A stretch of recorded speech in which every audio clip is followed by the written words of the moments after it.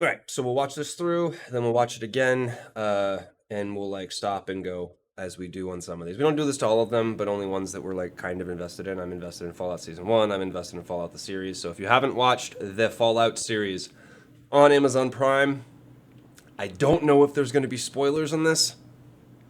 Potentially, probably. So if you haven't seen, now would be the time to like plug your ears, look away, whatever. But yeah, we're going to watch it, then we'll watch it again, and we'll talk about it. I haven't watched this yet either. Someone. Common story around here. Someone you care about or someone you hate? Oh, what a great question. What say you, Miss McClan?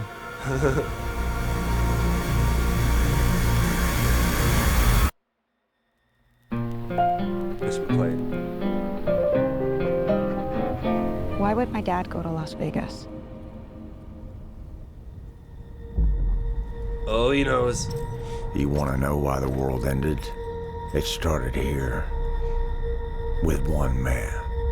It's all over, but the cry.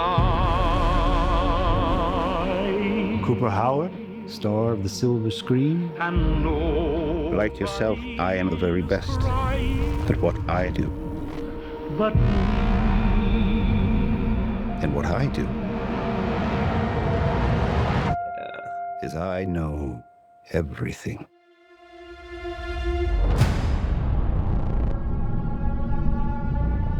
I know there's a war coming. The bombs will only be the beginning. My concern is that you would do just about anything to save your family.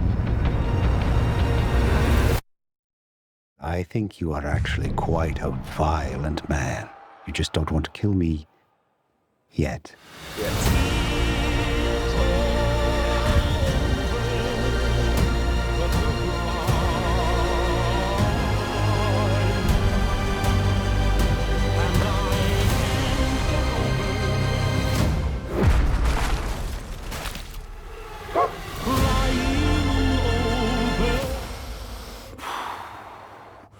Let's get lucky, shall we?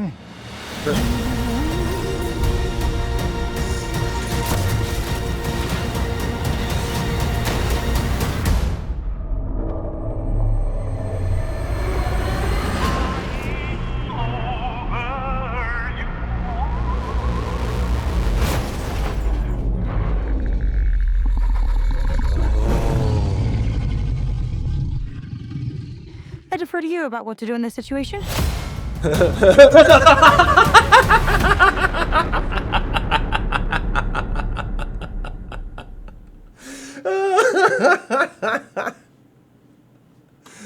Run. Oh, God. That was great. Oh, that was great.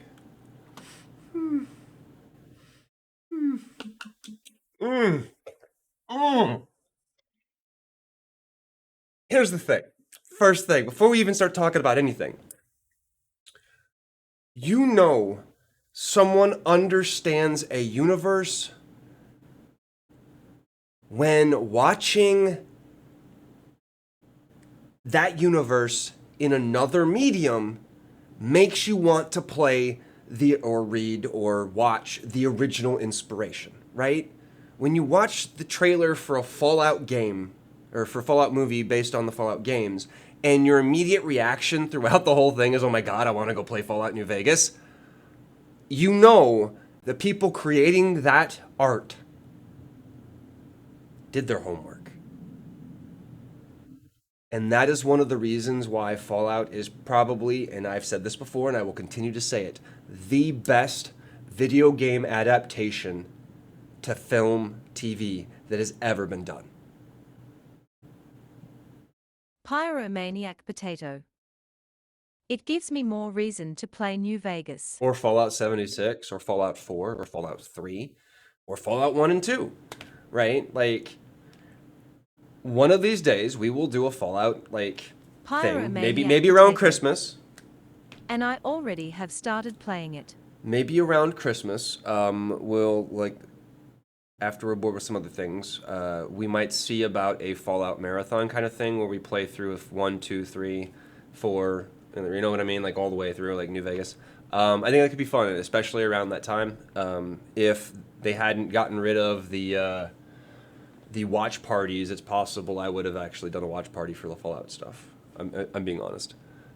Because it's kind of in line with what we do. I think a watch party for a game adaptation would be absolutely spot on and appropriate, right? Like, I'm not here to react and watch like TV shows and stuff usually, but like Fallout would be absolutely appropriate. We would sit and we would do that, but they got rid of that a while back, so yeah. All right. So first thing, let's turn this down so the music's not so loud. I'm looking for someone. Spoiler alert! If you know immediately, this is a good lead-in and intro, because those of us that know what happened and how the first season ended, this is an exact pickup from where that is, which is nice. Or no, it's not. It's very clearly not moving forward like a year or 2 years or a bunch of months, right? It looks like it's going to be an exact continuation of where the first season left off, which is great, because sometimes when you leave that gap in, things can happen and you feel like, shafted. But very clearly they're picking up right where they left off on the way to New Vegas. And I think that's incredibly important, especially if they want to keep people engaged. Around here. Someone you care about or someone you hate? Oh, what a So, funny thing here. It's total coincidence. Someone you care about or? I'm looking for someone. I'm looking for someone. I'll be right back.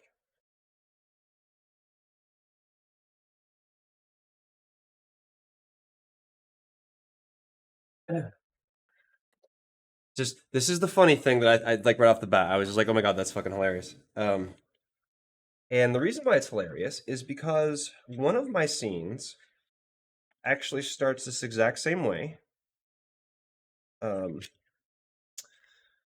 Right? Alex, I'm looking for someone. Now, her response is very different than mine. Common story around here. Someone you care about or someone you hate? Right? Obviously, context, but the response is, aren't we all? Sadly, our clientele is mostly one-sided during the afternoon, and our girls are on break for the next month. Right? I just thought it was funny that that's how this starts, and that's like one of the scenes in my pilot TV show thing. And I don't know. It was just hearing that like that. I was like, oh, immediately, that's what I thought of, right? Crazy. How similar like a line or a scene can start, right? This is the opening of this trailer scene, and it just immediately, sorry, moving on. Oh, what a great question. What say you, Miss McLean? All right, Miss McLean, I should know that name, and I don't. I mean, I do, but I don't. New Vegas, McLean.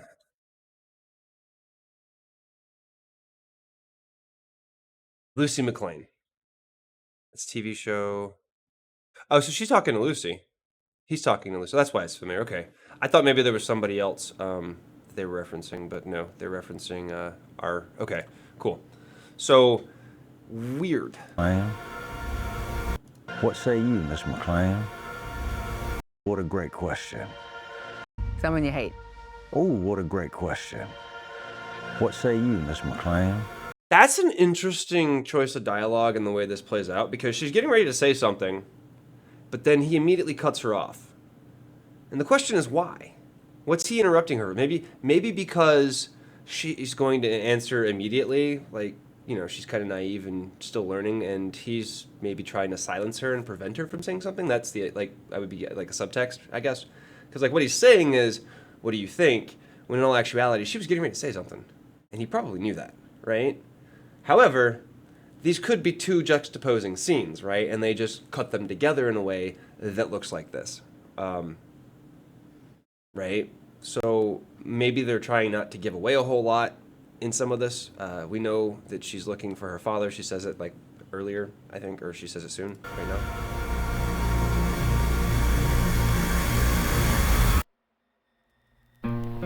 Okay, she did. She said it earlier. It's mentioned. It's mentioned. Why would my dad go to Las Vegas? Right. So I guess that's the setup. Now, he knows what's up. He's going to explain it to us, but like the way they do this, where you see the characters respond, in such a way, it's like immediately you start to think, okay, well, wait, what's he going to mention? Now, if you know Fallout, you know he's immediately going to talk about Mr. House, right? Mr. House is a very prominent figure in New Vegas, and he is a major part of the bombs, right? In the first season, we learned some things about him that very much set this up. So if you watch the first season, you've played all the games, you kind of have an idea. I've actually not played 1 and 2, so I need to play 1 and 2, actually. I've never played those two. They were before I got into it. I picked it up on Bethesda's, but I love the way this trailer's cut because it sets it up in a way that just makes you want to consume more Fallout. And I think probably even one of the best TV shows like being made right now. Not even joking. Like, especially as a gamer. Probably maybe more so as a gamer, but like especially as a gamer. You want to know why the world ended? It's So this is a voiceover monologue, I think, that's different from this scene. And it's possible that he doesn't answer her in this moment, and then he answers her later, and that's what we're hearing over in the voiceover. Or she's gonna push and like eventually get it. But I feel like they're just it's the way they're doing it, because obviously the way this scene plays out isn't gonna be the way they're showing you in this teaser. I think, particularly like this scene. Like the voiceover will be in it, and this scene will be in it, but I don't think the two will be connected as tightly as they are in the trailer. started here with Because see, she's just like, huh, and I don't think he's actually talking to her, one man. right? Because it's like that disembodied floating voice, which you usually is used in like a narration, which the ghoul is the narrator, and so it's kind of one of those things where maybe he is talking in that moment, but he's not talking to her. Right, like that's the sensation I get. Like he's being very cryptic and hidden early on, which means he's got a tie to Mr. House, right? He's tied to Mr. House somehow because the face he makes when she asks, right here. Why would my dad go to Las Vegas? Right there. That look, that's like one of those things where it's like, you just don't know. And I don't think you're ready for that. You know, and it's like one of those things where it's like, oh shit, that's a whole can of worms, and he's just like gonna keep going. Which plays to his character, right? I absolutely love Walton Goggins in this role. I think it's probably one of his best roles. I've seen a lot of his stuff. I haven't seen all of his stuff, but I think out of all the stuff I've seen, this is probably one of his best roles. He's playing two characters that are kind of the same side of the coin, but also not, right? It's the same person, but one's like experienced a couple hundred years of radiation fallout hell, right? And that changes you. It changes you. And I think he does a damn good job of portraying those two. And Ella Purnell is phenomenal. Like her coming out of the vault, playing that like new vault dweller, and like gradually gaining that experience as she goes. Like, holy shit! This is why I think it's a phenomenal adaptation to the video game like genres. Like transferring it from gaming to the big screen is a really hard task, or even the small screen. But they've done such a good job in capturing that. And the fact that she played the games to kind of prepare for the role, I think, has set her up in a way that a lot of actors probably would never do. Not a lot of them, but like there's actors who, and I only say this because somebody had mentioned it to me yesterday. They said you do a lot of gaming stuff on TikTok or Instagram or something, and like, what are you doing? And I'm like, wow, like I wasn't mad, but like it's a common reaction in LA. If I tell people I stream on Twitch, one of the first reactions is, what the hell is Twitch? And as soon as you say gaming, it's like they disengage and they have nothing to do with you.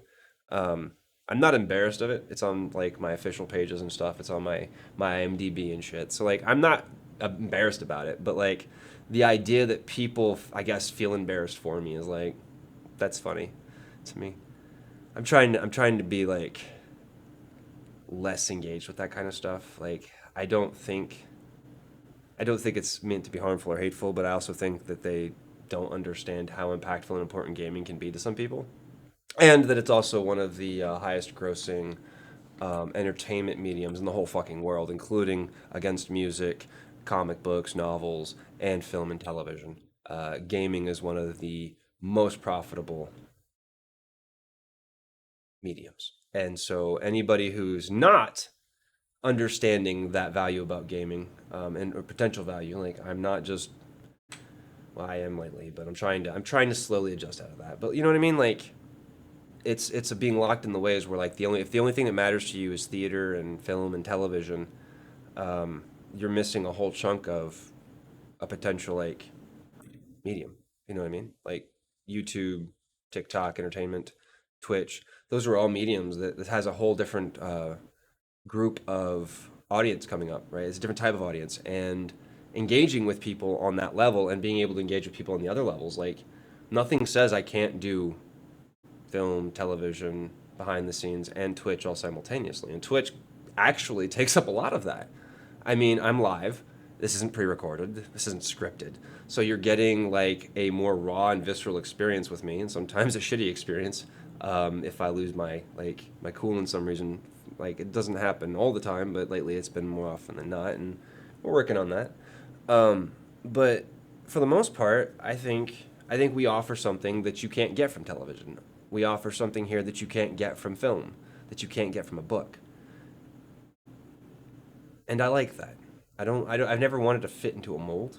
And so when people expect me to fit into their pegs or their holes or their molds or whatever, I kind of like push back. It's like, yeah, but I'm going to tell the story my way, not the way that I'm supposed to tell it, because I think there's a certain point where we're tired of being told the same shit, just a different way, or not the different way, but like the same shit, but a different like story, right? Right? Hero, adversity, tragedy, right? And it's always this particular way, right? Superhero movie or long form television show that literally if you miss an episode, you have no fucking clue what's going on. You know what I mean? Like finding a way to change that. It used to be we had episodics. They were crazily popular, right? There was no real correlation between one episode to the next. And a lot of people have not liked the linear television transformation where now we have stories that you kind of have to follow, right? If you miss episode 2 of Picard season 1, you have no fucking clue what's going on in Picard season 1, episode 3, right? And that's understandable. And for telling stories, I think it makes sense to have them like this show. If you miss an episode of this show, you're going to miss something. But if they do it well enough and they can contain an episode where you're missing bits and pieces, but you may not be missing everything, right? I don't know. It depends, I guess, mostly on people. But, like, I don't know, just rambling. The moral of the story is, like, be a little more open-minded about things and about trying new things, right? Because you never know. Maybe somebody's found something that you haven't found yet, but you would really enjoy. I say that because when streaming first became a thing, my initial reaction was, who the fuck is going to do that? Who's going to sit there and watch somebody play video fucking games? You know, and I find myself doing it on occasion where I watch people play video games, and it's not just about the video games, it's about everything. It's, the community, the dynamics, the humor, the drama, the not so humor, the raginess when they die in a game for the 15th time because they're Chillin' playing like jazz. shit. You know what I mean? Like, I done wanna watch a guy with no nose, JK. right? I mean, hey, he has a nose. That's movie magic, bro. That is movie magic. Anyways, I'm rambling. Let's move on. You want to know why the world ended? It started here with one man. It's all So that's a pretty large revelation, that it started in New Vegas with one man. So he's basically blaming the whole end of the world on Mr. House. And whether he's correct or he's just jaded is kind of why we're going to have to watch season 2, right? Like, we don't know whether he's jaded and, like, has a vendetta against Mr. House or if Mr. House actually is the reason the world ended, right? Like, Mr. House pushed the button kind of thing. We don't know that. We're not going to find it out from this trailer. But we do get introduced to Mr. House, which can kind of feed a little more into that, especially when he says he knows everything. Right? Sorry, can you hear myself? But the cry. Cooper, how? Okay. This is just Chill and Jazz. freaking awesome shot. Is that in the game too? Is what in the game? The Lucky 38? Yeah. The casino's in the game. It's just, it doesn't look like this. It's all run down and shit. This is before the bombs dropped. They're doing a flashback here. Because it looks like this. This is what it Chill and looks like now. Jazz. The Vendetta versus Truth. No, he's not in the game. The ghoul is an original character specifically for the TV show, as is Miss McLean. Yeah. Lucy's character is also made up. They don't actually exist in the world as far as I know. Now, their names may be in there, Howard or whatever. They're canon, obviously. This is canon to the Fallout universe, I believe, and that's the other reason why this is good adaptation, because if you can if you can adapt BB a Darkness. game, I watched the first season, was not that bad, looking forward to the second one. if you can, Chill and Jazz. New content is better than going based only by game lore. yes, and I think they're doing the opposite of what they did with Halo. Halo ignored the games, ignored the novels, and just kind of did their own thing. And I think 9 times out of 10, that is what a gaming adaptation becomes, is the director's rendition of that universe or that world. And it completely shits on, 9 times out of 10, all of the fan expectations and what the fans want from an adaptation of that world. They want a world that relates to them. The problem is that corporations and big monies all want to create products for 13-year-olds because that's where the big monetary spend is, because they can fucking milk their parents dry, because parents right now are giving their kids anything they fucking want.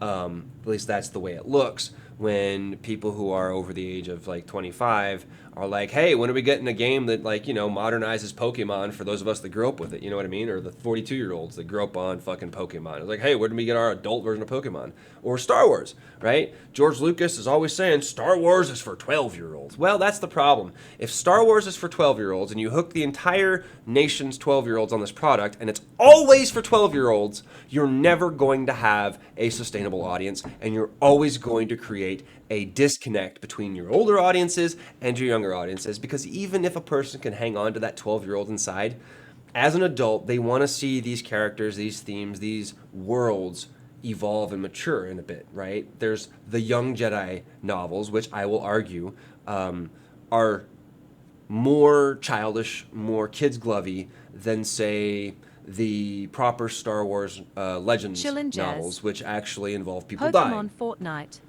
You know, like, there's a very big difference. And the reason why so many fans of Star Wars are like, Lucas's Star Wars is not my Star Wars, and I'm going to be honest with you, isn't because Lucas's Star Wars is terrible. It's not. It's great. It's amazing for 12-year-olds. And for the family as, like, a group outing. And the story is like, good. And the original movies don't really feel like they're made for 12-year-olds, right? But then when these kids who grew up on these movies decided they wanted to learn more, they wanted to engage deeper, and they started reading novels, things with a little bit more meat, right? They read things like Lord of the Rings and Dune. They need novels that have those kinds of ideas and themes, those adult contexts that you're not going to get in a 12-year-old's program. And so the expanded universe gave us that adult version of Star Wars. And so that adult version of Star Wars, and the reason why so many fans of the expanded universe are fans of the expanded universe and not Disney's shit and not Lucas's stuff, is because that whole idea, and I don't mean that Lucas was wrong with that. It worked for him. It was amazing. But I think that mentality only worked initially. It only worked to start the franchise. And because he stayed in that mindset, that's why episodes 1, 2, and 3 received such criticism. Not because they were necessarily bad, but because Lucas was stuck on this idea that it's only for a 12-year-old, while trying to make it more mature at the same time, right? There's like it's like a disconnect. I feel like I didn't hate the movies, but I felt that they were really childish, and like the themes they were covering kind of seemed dumbed down. And as an adult, it felt a little bit like, well, what the fuck are you doing? And I had been reading all of the expanded universe at that point. So I'm like, I'm used to this mature, aged Star Wars universe, and Lucas kept giving me the same 12-year-old, breadbasket. And I at some point, I think I completely disconnected from Lucas's Star Wars, and that's why today you won't see me engaging in a lot of Disney Star Wars, because they're using that same ideology that it's for 12-year-olds, Chillin' because jazz. that's how Disney runs, and I can't get I behind thought that. it was gonna be like Empire Strikes Back Return of the Jedi level continuation. Chillin' jazz. So I gave up on it. No, they completely ignored all that though, because so the issue I think is all that stuff's been done in the expanded universe. That whole period between end of Return of the Jedi all the way up until like the time frame that they're using for their new reboot world with the Disney stuff. Um, Understand the expanded universe was never part of the mainstream Star Wars universe, but I just explained why for most of us that aged out of Lucas Star Wars into the expanded universe, I explained why. And I think that's a valid explanation. I think it covers not maybe not all the nuances, but I think it's a very straight logical connection to say that as we as 12-year-olds or young adults aged up and we started being Chillin' exposed jazz. to this, we Valid. changed. And it's not that I believe Lucas is stupid or he's a bad director or like I don't think that at all. I think Lucas is amazing talent and he's a goddamn genius when it comes to his films. But I think he's so connected into his own world and his own beliefs that to a point he's creating what he wants for his fans, but not for his fans, right? For the fans that he pretends they are, right? For the 12-year-olds, and not the 25-year-olds or the 30-year-olds or the 60-year-olds that actually watch this stuff. And in fairness, a lot of people can just watch it and not have a problem with that. And I'm not knocking you. I'm not trying to say you have an issue, but the difference is I grew up with a more adult version of Star Wars, and so going back to that 12-year-old kids version of Star Wars, I can't do it. I can't do it. It would be like watching Fallout and playing the game and seeing this like basically a red band trailer with explosions and shit and guts flying everywhere, and then trying to see it as a fucking like Fortnite game where nothing Chillin' actually jazz. happens and nobody dies and shit. Lawrence Kasdan was the genius writer behind the films and Indiana Jones movies too. No, that's not true. Steven Spielberg is the genius behind Indiana Jones. Lucas was the producer that helped that genius shine. Like Indiana Jones only worked because of Steven Spielberg. I don't think it would have worked otherwise. And Harrison Ford. Chillin' jazz. I'll give Harrison Ford that one too. Fair. If you didn't have Steven Spielberg and you didn't have Harrison Ford, I think Indiana Jones would have flopped, regardless of whoever else was involved. And I believe that because the original casting choice for Indiana Jones was Tom Selleck, and I really feel that if Tom Selleck had gotten that role, it would have been a completely different movie. And also, Harrison Ford probably wouldn't be the household name that he was. I think Indiana Jones is probably Harrison Ford's turning point as an actor, and is what solidified him. He would have eventually been famous for something else, but I think Indiana Jones is like the cement that made him in that moment. He could have been made later, but that was what did it. It wasn't Star Wars, it wasn't American Graffiti, but it was definitely Indiana Jones and Steven Spielberg, because Chillin' I don't think the jazz. movie would have flown without him. Raiders of the Lost Ark is like the best movie though. BB Darthras. Look up why the main guy in Spaceballs dresses up like Jones. I don't know, man. I kind of liked Last Crusade, but for different reasons, I guess. Like it was the first movie I think of the series I saw in the theaters, and I saw it with my grandfather, and he actually enjoyed it, and it had Sean Connery in it, and like Sean Connery, we watched all the Bond movies together, so like there was a lot of like layered significance to the Last Crusade being the best movie.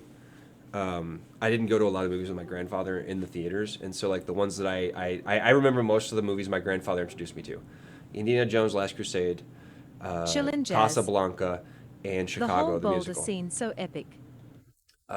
So to me, there'll never be a better flick than Raiders of the Last. Or, I'm sorry, Last Crusade, because Last Crusade is the movie that like it like left a mark on me as a child because I watched it with my grandfather. And it was a weird dynamic because I watched it with my grandfather and like the whole Indiana Jones and his father thing. Like, Chillin' obviously, jazz. it's kind of cool. Gotcha. Yeah, yeah. Not that I don't like Raiders, but Temple of Doom's like my least favorite. But I think Last Crusade holds a spot, and it'll always be my favorite. I think Empire Strikes Back is my favorite Star Wars, but anyways, gotta get through this. Goddamn. The music's fucking phenomenal. I love the music. I wish I could stream this music without it being a problem. I really do, because the Fallout music is fucking phenomenal. It's fucking phenomenal. But the cry Cooper Howard, star of the silver screen. and no Like yourself. All right, so Lucy's waking up in a vault, I guess. I don't know. I imagine this is the vault in New Vegas, maybe. I don't remember which vault number it is. Somebody that's more versed in the lore probably knows. Which is interesting that we're going to see Howard, like he's going back in time, and then we're seeing her kind of like flashing back and forth to like, I don't know. It's I like how they introduce these like different worlds and how they like bounce off each other. It's really, really good filmmaking, storytelling. I am the very best. But what? And I don't know if you caught this. This is our robot friend. It's our robot friend. Right? So the question is this post or pre-bombs? Right? I don't remember his name. What's the robot's name? Does anybody know? Is it Mr. Yes or something? Chillin' jazz. News reacts. Victor? Oh, I guess it's just a robot. It may not be any particular robot. I do. But it's cool. Wait. but I am the very best. But what I do. but And what I do is I know everything. He knows everything. So Mr. House, big player. Big player. Stakes are getting pretty high.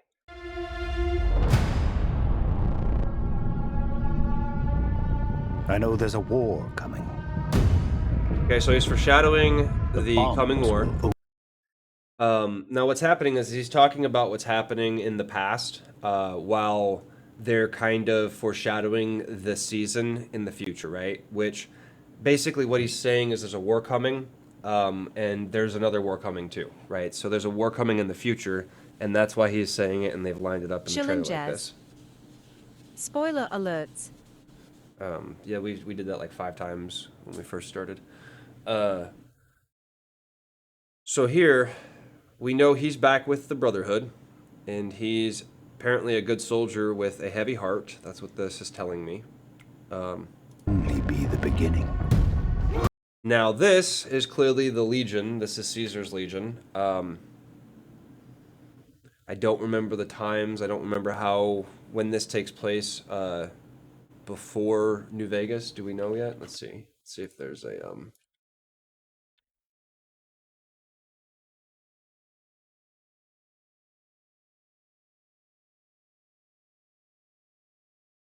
do-do-do-do-do.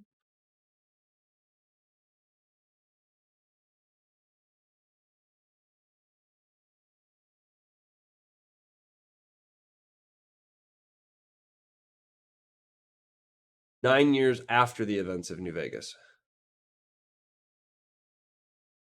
Okay, so this is after Fallout New Vegas. So this is after we've encountered the Legion as the Wasteland Wanderer. That's so fun.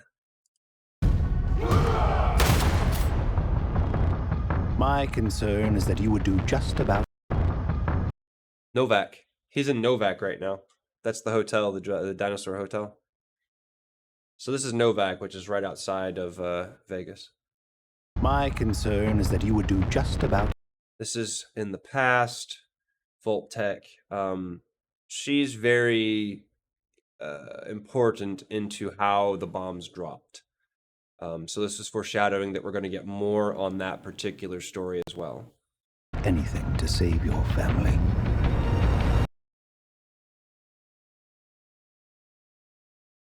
Fallout. Fallout boy.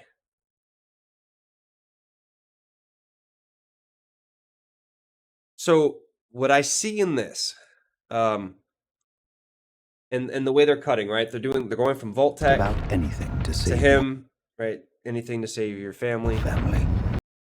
And he's looking at this, and it's just foreshadowing. They're setting up that the decision he's going to make, and my guess is he's going to do something for Mr. House that's going to set this whole thing in motion, which is why when he says at the beginning that you have no idea, but one man is responsible for this whole thing, like, this is where all this comes from, because we might assume he's talking about Mr. House, right?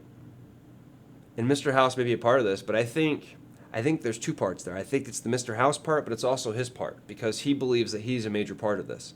I think Cooper Howard has a huge role in the bombs dropping. I think he plays a role in this, and he feels guilty about it, right? Which is why he becomes this horrible, ghoulish person, right? I don't know, maybe, but that kind of seems like the direction it's going based on like what we're seeing, what he's putting in front of us in this trailer. I feel like that's a direction we're going in. I don't know the significance of the birds, but she's crying. She's like sad or something, and I guess I don't know what's going on here. I don't know if this is while they're running from the bombs or after the bomb. I don't know what's going on. I think you are actually quite a violent man. You just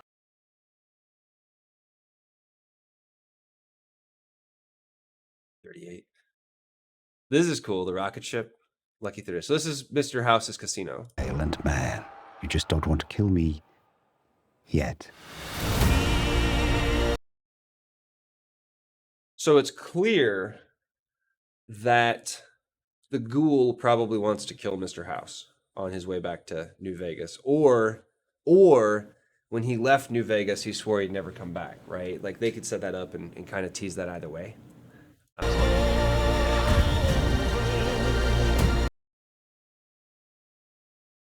Volt Tech.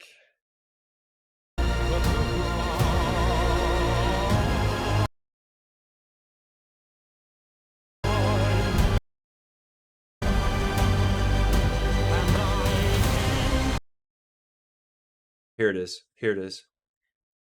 This is it right here. Right here. See this? That's him. That's Cooper Howard. That's our ghoul. So our ghoul is in armor. He's in the armor. Was this T-51? So he's in the armor. He's with fire. Something happened. So he's definitely...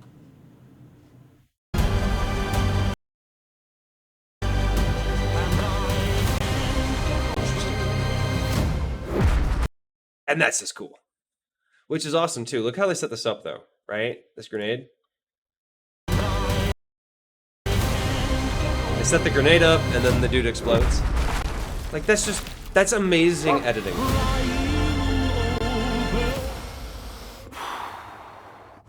Let's get lucky, shall we? And then just a bunch of action sequences that kind of foreshadow everything. So let's go ahead and take this, slow this down a little bit. Let's see. We'll mute it. Let's see how this plays. Because I want to make sure I don't miss this. So he's jumping out of a window. This is the future. This is, oh, that was a casino. Hang on. That's the Wrangler? The Wrangler Casino? So we're going to have something happen at the Wrangler Casino.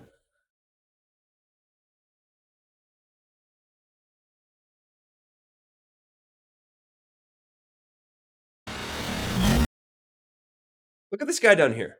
This guy down here is not reacting at all to the glass breaking above him. Neither is this guy. Now, I don't know if that's an intentional thing or it happens so often and that was the direction, but if you think about this, like, Nobody's paying any attention to the sound of crashing glass above them. Now, I know as a human being in this world, when I hear sounds I don't recognize or that I do recognize, I immediately look in the direction of them, especially when they're catastrophic sounds. So, yeah, I don't know. I'm curious to see how this scene plays out in the actual series and what it represents and why none of them are moving or everybody's completely oblivious to the guy flying through the window above them. Because nobody reacts at all. This guy doesn't react. All right, so this is interesting.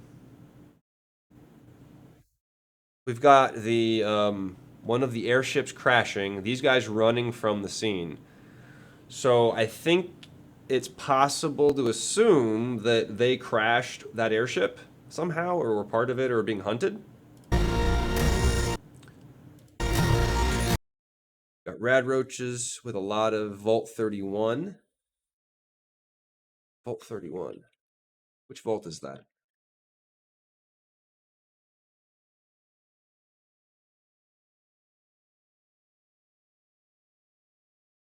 LA Vault.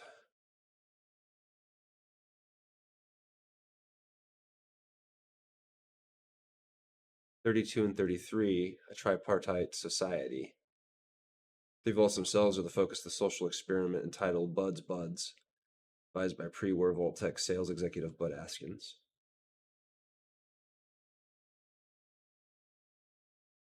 Okay, so this is part of the story's vault. This isn't like a pre-existing vault, so we're going to get more backstory on the three vaults, 31, 32, 33. I imagine that's what this is about. So we got the Gomorrah Hotel, which is, this is the sleazier of the ones, right? This is where the hookers in the game are, right? You can liberate them. So it's interesting. We're visiting like iconic locations from the New Vegas. Right, so this is very quick. This is a robot. This is one of the new Mr. House's robots. Shooting, who I'm going to assume is our friend. What's his name? Does anybody remember his name? I have to watch Fallout again. For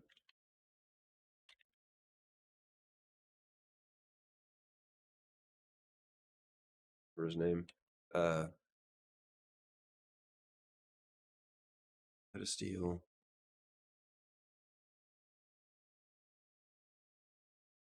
What's his name?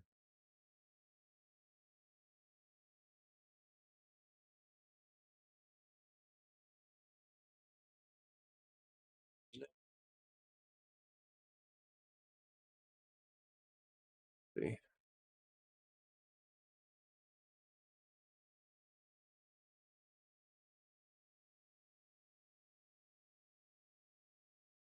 Maximus.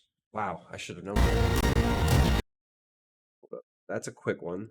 All right, so assuming we have Maximus here fighting one of the robots of Mr. House, or Maximus's friend, they're having a event party in the vault. You can't see the number of the vault in this, so you don't know which vault it is. Oh no, there it is. It's 33. There's a 33 vault. So this is one of Lucy's flashbacks, probably, maybe, or it's happening in the present. But I don't remember the status of the vault in the present. Yeah, I'm gonna have to watch this again. The first season. That's a rad scorpion.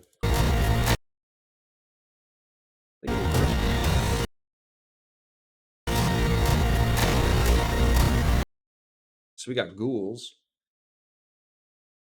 Tops. Is that the supermarket?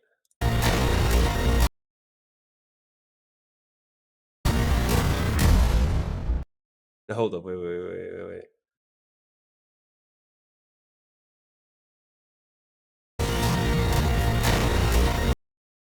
So, okay. Take a look at this. The hood here is like really dipped in right there. And the top of the car right here is really dipped in. So, either he dents it when he gets up on the car, or they did a bunch of takes with this and the dude like kept falling enough that he dented the hood, and they ended up going with a take that was further down, so the hood was already fucking dented in. I'm probably wrong, but that's what I'm taking away from this, is that this dude had to do a bunch of takes and busted the fuck out of that hood. Because there's no way that it's already busted before he hits it, right? Like, now it could have been damaged, but if you look at the way it's bent, it looks like he's been hitting that same spot over and over again, right? Same thing up here. It almost looks like the metal's deformed around this dude here, and then a little bit here, right? Now, it could be that they're using some kind of special effects or graphical CGI or something, but that's what I'm wondering. And that looks like dog meat right there, right? Was dog meat already in the show? I don't remember, but this looks like dog meat.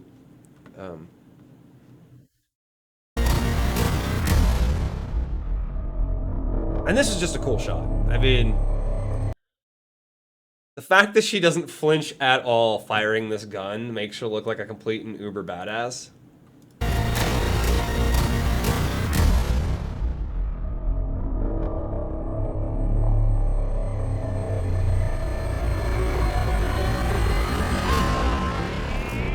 Now the question is, who's she shooting, right? That's the fun part. Who is she shooting?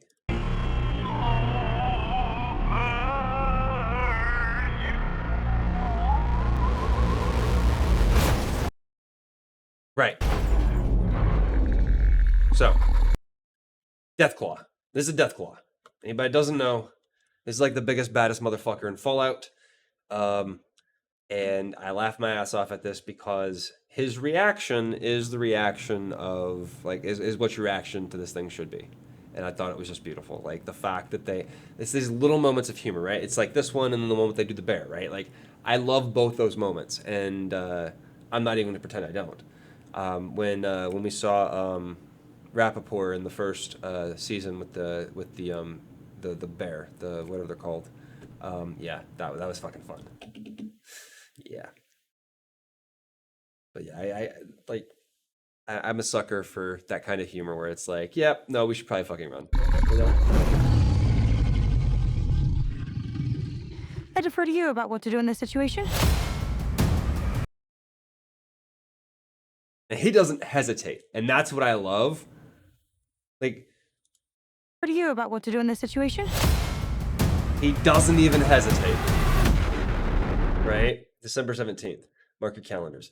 And I think that's the greatest thing because, yeah, he doesn't hesitate. He knows you don't fuck with a Deathclaw. And I think that's an awesome message to be able to get across, especially since people had complained that there were no Deathclaws in the first season. And they said, don't worry, we've got something for you. Rude. And so the fact that they delivered so perfectly on the promise that Deathclaws would be coming, I think is kind of cool. Yeah, I think that's pretty cool. Serious Marine. Yeah. Looking good. Yeah, I'm excited. I want to play more Fallout now. Like, I gotta go through all of them, 1 through 4. 5, I guess, if you count 76, but that never ends, so that wouldn't even be a thing. But like, I got to play through the first one, the second one, the third one. I want to play them in chronological order, though. Like, I want to figure out what the order is to play them and then play them in order. I think that'd be fun. Not that it really makes a difference, but I think it kind of does. And I don't focus too hard on the story, but whatever. All right, so that was the first video. Only took us an hour. Right. Here's the second video.